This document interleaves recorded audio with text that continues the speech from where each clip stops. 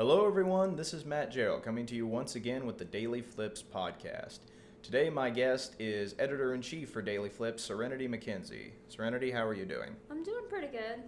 Kind of sucks that it's raining, but what can you do? Absolutely. So tell me, what do you do as Editor-in-Chief for DailyFlipz? Okay, so for Editor-in-Chief as DailyFlipz, I manage a team of editors for each section: arts and entertainment, business, and health, sports, kind of the overview of the articles that are written for the DailyFlipz.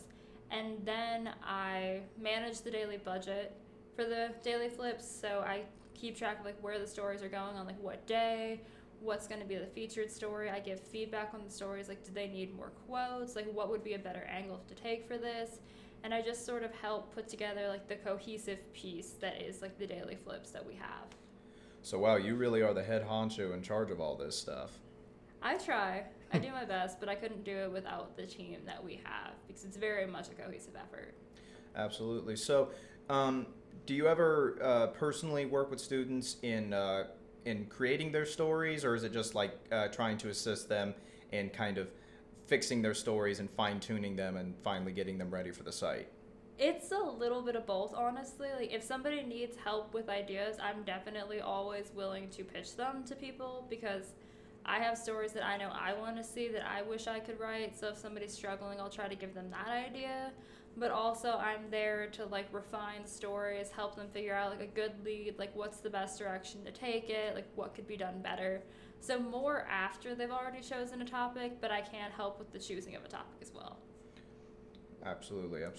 So I understand that you, in addition to being the editor-in-chief, you're working on a film in Ohio project. You want to talk about that? Okay, yeah. Basically what it is every year for DailyFlipz, the editor-in-chief puts together a packaged news story.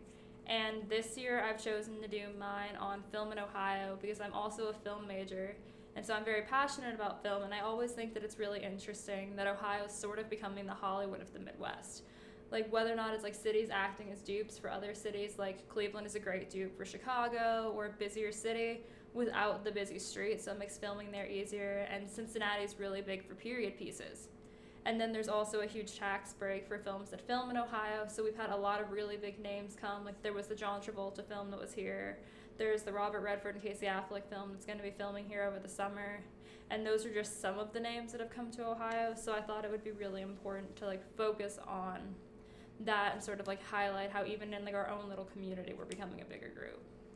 Very good. I last semester, or a couple semesters ago I should say, I was working on a paper about the cities that people choose to film in, and I did cover Ohio in that a lot of kind of these smaller cities do get those tax breaks because they're trying to lure away directors and filmmakers from these bigger cities.